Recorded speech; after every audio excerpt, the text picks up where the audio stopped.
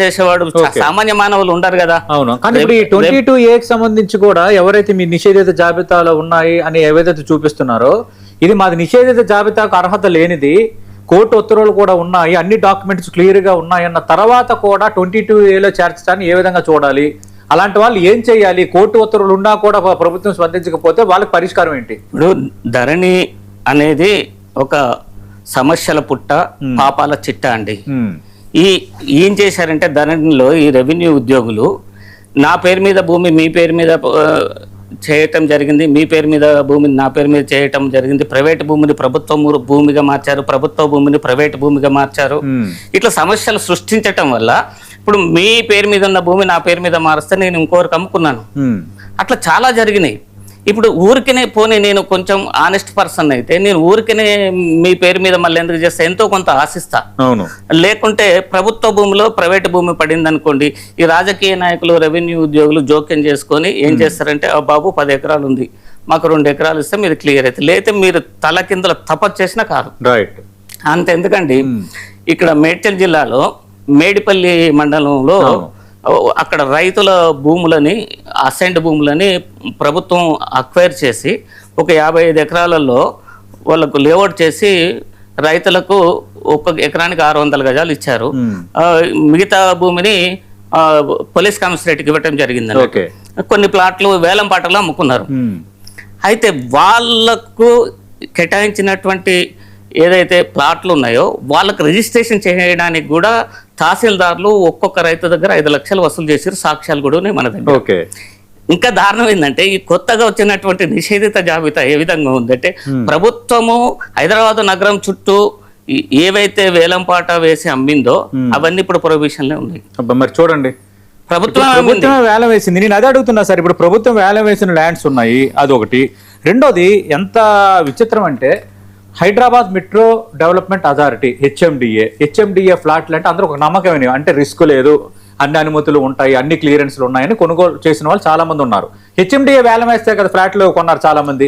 ఆ హెచ్ఎండిఏ ఫ్లాట్లు ప్రభుత్వం వేలం వేసింది, ప్రభుత్వ అధికారులు కలెక్టర్లు వచ్చి వేలం వేసిన దానికి 22Aలో ఉందంటే ఎక్కడికి వెళ్ళిపోవాలి సార్ ఈ జనం?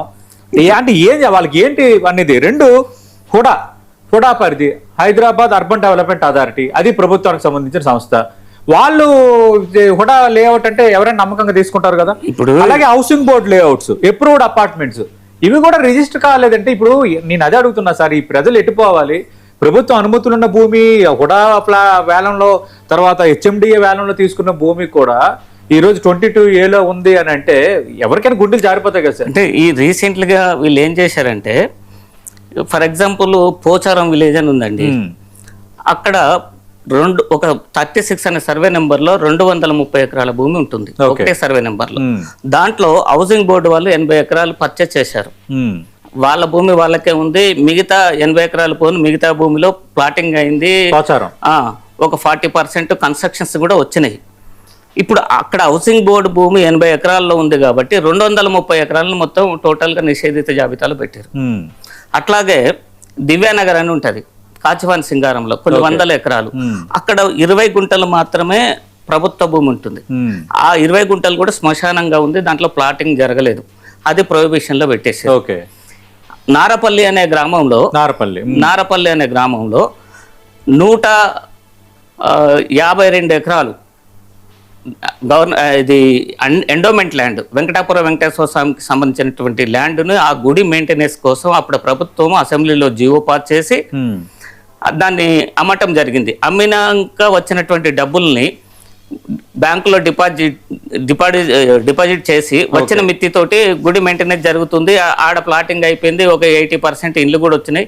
ఇప్పుడు అది ప్రొహిబిషన్ లో పెట్టారు. ఇప్పుడు అది ప్రొహిబిషన్ లో పెడితే మేము కలెక్టర్ కి రిప్రజెంటేషన్ ఇస్తే కలెక్టర్ ఏం చేసిండు, ఎండోమెంట్ కి లెటర్ రాసిండు. అంటే ఎండోమెంట్ నుంచి కలెక్టర్ కి రావాలి, కలెక్టర్ నుంచి వీళ్ళకి రావాలి, స్టాంప్స్ అండ్ రిజిస్ట్రేషన్ డిపార్ట్మెంట్ కు రావాలి. అంటే ఇది ఎంత పెద్ద తతంగం, ఎన్ని సంవత్సరాలు పట్టచ్చు. ఇలా సమస్య పరిష్కారం కాదు. ఇంకా ఇది ఏది చెంగిచెర్ల అనే విలేజ్ ఉంది, చెంగిచెర్లలో 33/2 1 3 4 5 10 అనే సర్వే నెంబర్స్ ఉంటాయి అన్నట్టు. ఆ సర్వే నెంబర్లలో ఒక 100 ఎకరాల భూమి ఉంది, అందులో కూడా 20 గుంటలే శ్మశాన భూమి ఉంది. అక్కడ కూడా దాన్ని టోటల్ గా నిషేధిత జాబితాలో పెట్టుకుంటూ వచ్చారు. బుద్ధానగర్ అని ఫీర్జాదిగూడలో ఉంటుంది సార్. ఆ బుద్ధానగర్ ఒక 80 ఎకరాల లేఅవుట్. ఓకే. ఇప్పుడు ఆ బుద్ధానగర్లో కొంతమంది అపార్ట్మెంట్లో ప్లాట్ కొనుక్కున్నారు, సెకండ్ సేల్స్ ఉంటాయి కదా, అట్లాగే ఇండిపెండెంట్ హౌసెస్ కొనుక్కొని వాళ్ళు సబ్ రిజిస్టార్ ఆఫీస్ కాడికి పోగానే సబ్ రిజిస్టార్ ఏం చెప్తున్నారు, మీది నిషేధిత జాబితాలో ఉంది, మీరు యుఎల్సి సర్టిఫికేట్ తీసుకోమంటున్నారు. యుఎల్సి కోసం కలెక్టర్ ఆఫీస్కి పోతే దరఖాస్తు తిరస్కరణకు గురైంది. ఇప్పుడు వాళ్ళ పరిస్థితి ఏంటి? ఇట్లా రాష్ట్ర వ్యాప్తంగా చెప్పుకుంటూ పోతే అనేక సమస్యలు. లేదు సార్, ఇవి ఎక్కడంటే పుట్టగొడుగులా సార్, ఏ ప్రాంతానికి వెళ్ళిన ఇదే సమస్య సార్. ఏ ఇద్దరు మాట్లాడుకున్నా 22A కోసం మాట్లాడుకుంటున్నారు. ఎంత పెద్ద సమస్య ఉంటే ప్రభుత్వం ఎక్కడా సమస్య లేదు, ఇదంతా మీడియా సృష్టి, 40 రోజుల్లో అన్ని సమస్యలు పరిష్కారం అవుతున్నాయి. నిజంగా మీడియా సృష్టి ఇది? నిజంగా సమస్యలు లేవా? మా మంత్రి పొంగులేటి శ్రీనివాసరెడ్డి ప్రకటన కానీ ముఖ్యమంత్రి ప్రకటన కానీ ఎలా చూడాలి సార్? ఇప్పుడు వాళ్ళు స్వతహాగా వ్యాపారస్తులండి, వాళ్ళు వ్యాపారాన్ని చక్క పెట్టుకోవడానికే వాళ్ళు టైం కేటాయిస్తున్నారు. కానీ వాళ్ళ యొక్క ఇప్పుడు పొంగులేటి గారు ఉన్నారు, రెవెన్యూ మంత్రి వర్యులు, రెవెన్యూలో ఆయనకు ఏం జరుగుతుందో తెలియదు, రెవెన్యూ వ్యక్తులపైన ఆయనకు గ్రిప్ లేదు, ఆయన మాట వినేటోళ్ళే లేరు. రెవెన్యూ శాఖలో ఏ ఉద్యోగం ఆయన మాట వింటాడు?